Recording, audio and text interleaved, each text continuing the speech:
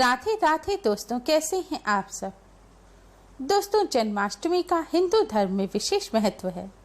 जन्माष्टमी का त्योहार भगवान श्री कृष्ण के जन्म के उत्सव के रूप में मनाया जाता है। भाद्रपद माह के कृष्ण पक्ष की अष्टमी तिथि को जन्माष्टमी का पर्व मनाया जाता है। जन्माष्टमी का पर्व भगवान श्री कृष्ण को समर्पित है।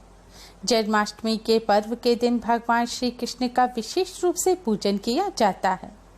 इस दिन भगवान श्री कृष्ण के बाल स्वरूप का पूजन किया जाता है। घरों में, मंदिरों में भगवान श्री कृष्ण के लिए झूले लगाए जाते हैं और जन्माष्टमी की रात 12 बजे भगवान श्री कृष्ण का जन्म उत्सव मनाया जाता है। इस पर्व को भक्त बड़े ही हर्ष और उल्लास के साथ मनाते हैं। जन्माष्टमी के पर्व पर व्रत भी रखा जाता है।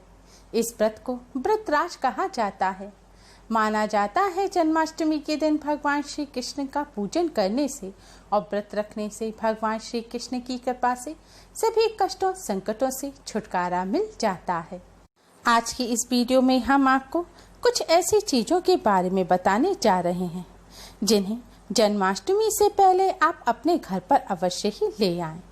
अगर इन चीजों में से किसी एक चीज को भी आप जन्माष्टमी से पहले अपने घर पर ले आएंगे तो इससे आपको कान्हा जी की असीम कृपा प्राप्त होगी और कान्हा जी की कृपा से सभी प्रकार की मनोकामना जल्द ही पूर्ण हो जाएंगी।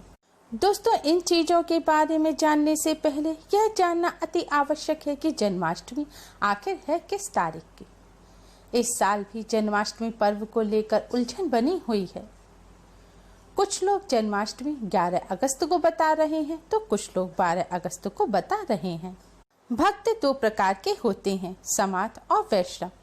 समात भक्तों में वह भक्त हैं जो गृहस्थ जीवन में रहते हुए जिस प्रकार अन्य देवी देवताओं का पूजन करते हैं, व्रत स्मरण करते हैं, उसी प्रकार भगवान श्री कृष्ण का भी पूजन करते हैं। जबकि वैष्णवों में वो भक्त आते हैं जिन्होंने अपना जीवन भगवान श्री कृष्ण को अर्पित कर दिया है। वैष्णव श्री कृष्ण का पूजन भगवत प्राप्ति के लिए करते हैं। समात और वैष्णवों के विभिन्न मत होने के कारण ही तिथियां अलग अलग बताई जा रही हैं। अष्टमी तिथि का प्रारंभ 11 अगस्त की सुबह 9:06 पर हो रहा है और अष्टमी तिथि की समाप्ति 12 अगस्त की सुबह 11:16 पर होगी। समात भक्तों का मानना है कि जिस दिन तिथि है उसी दिन जन्माष्टमी मनानी चाहिए। इस हिसाब से जन्माष्टमी का पर्व 11 अगस्त को मनाया जाएगा। उज्जैन, जगन्नाथपुरी और काशी में 11 अगस्त को ही जन्माष्टमी का उत्सव मनाया जाएगा। वैष्णव भक्तों का मानना है कि सूर्योदय के समय जो तिथि होती है वही तिथि पूरे दिन और रात में होती है। इस अनुसार अष्टमी तिथि में सूर्योदय 12 अगस्त को होगा, इसलिए जन्माष्टमी का पर्व 12 अगस्त को मनाया जाना ही श्रेष्ठ है। मथुरा और द्वारका में 12 अगस्त को ही जन्माष्टमी मनाई जाएगी। जन्माष्टमी किस दिन है, यह जानने के बाद आइए अब जानते हैं कि ऐसी कौन सी वस्तुएं हैं जिन्हें जन्माष्टमी से पहले घर अवश्य ही ले आना चाहिए। भगवान श्री कृष्ण का नाम आते ही हमारे मन में भगवान की बाल और युवावस्था की सुंदर छवि उभर कर आने लगती है।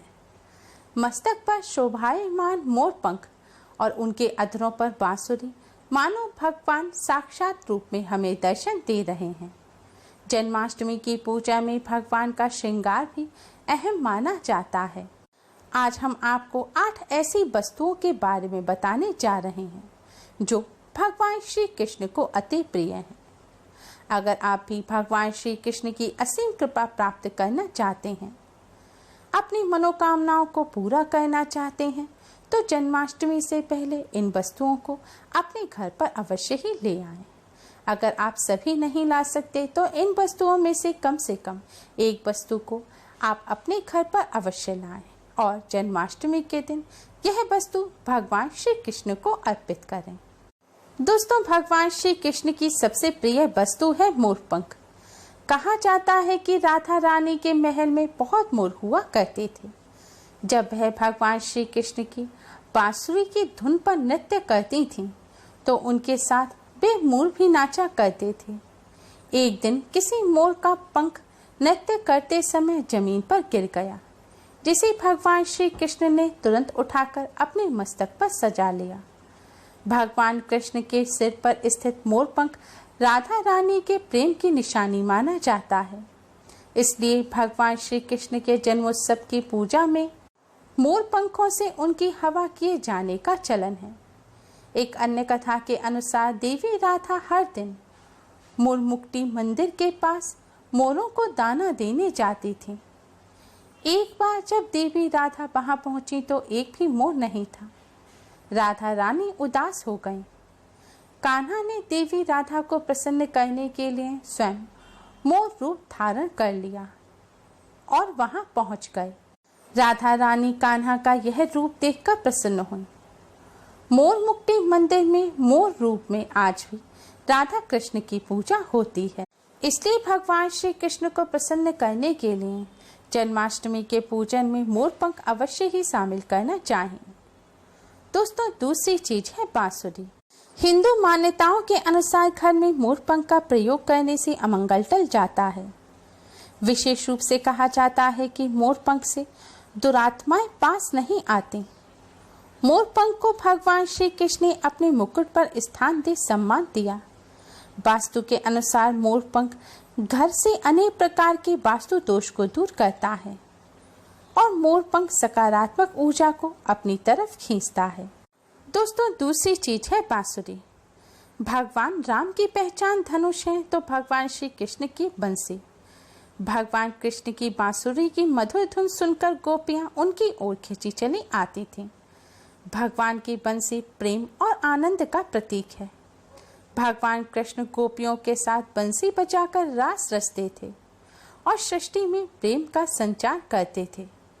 जन्माष्टमी के उत्सव में भगवान श्री कृष्ण के श्रृंगार की सामग्री में बांसुरी को शामिल करने से गृहस्थी में प्रेम और आनंद आता है। भगवान श्री कृष्ण को बांसुरी अर्पित करने के साथ ही आप बांसुरी को अपने घर में भी अवश्य ही लगाएं। माना जाता है कि जहाँ कहीं भी वास्तु दोष हो वहाँ बांसुरी लगाने से वास्तु दोष दूर हो जाता है।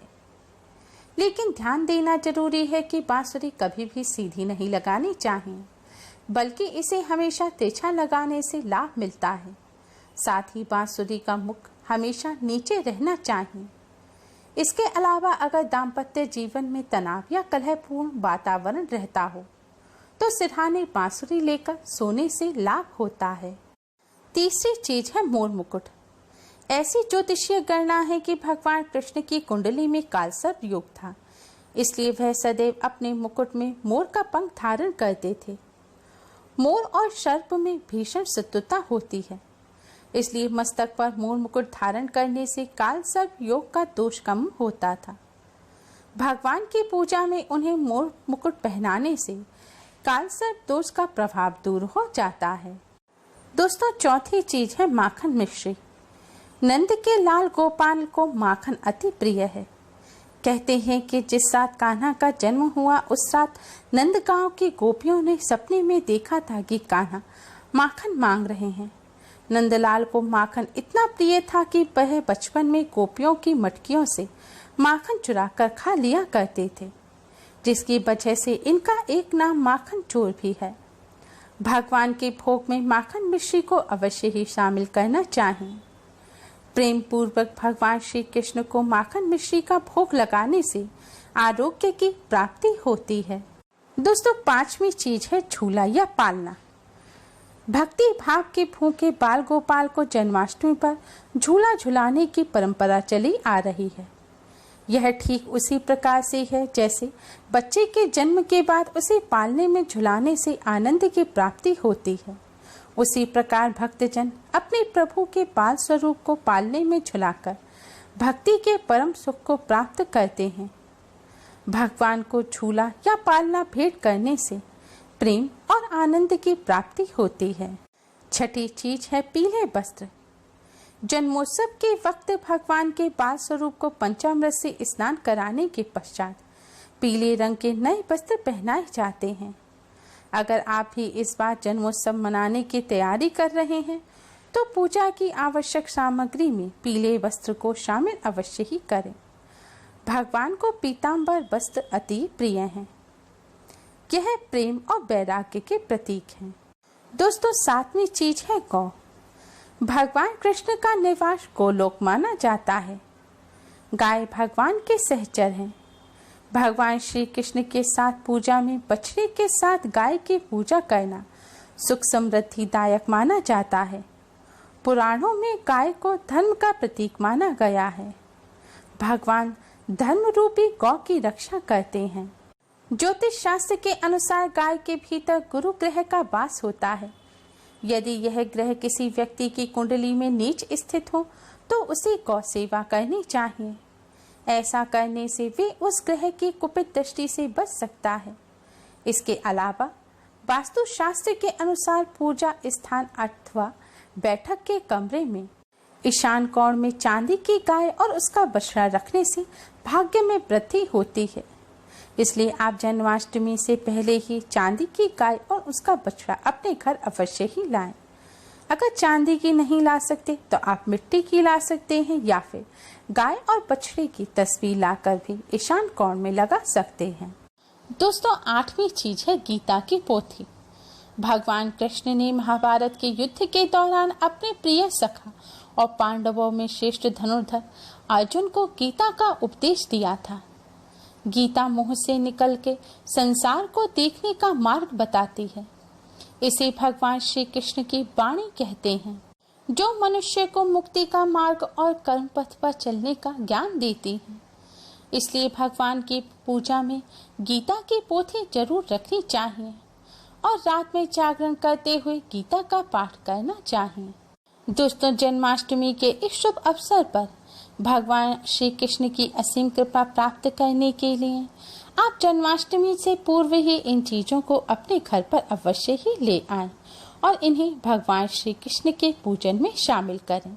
ऐसा करने से आपको भगवान श्री कृष्ण की असीम कृपा प्राप्त होगी। उम्मीद है आपको हमारी ये वीडियो पसंद आई होगी। प्लीज लाइक करें। हमारी इस वीडियो को अपने फ्रेंड्स और रिश्तेदारों में ज़्यादा से ज़्यादा शेयर करें, जिससे वह भी इसका लाभ उठा सकें। हमारी और भी वीडियोस के लिए हमारे चैनल को सब्सक्राइब करना ना भूलें। Thanks for watching. Radhe Radhe.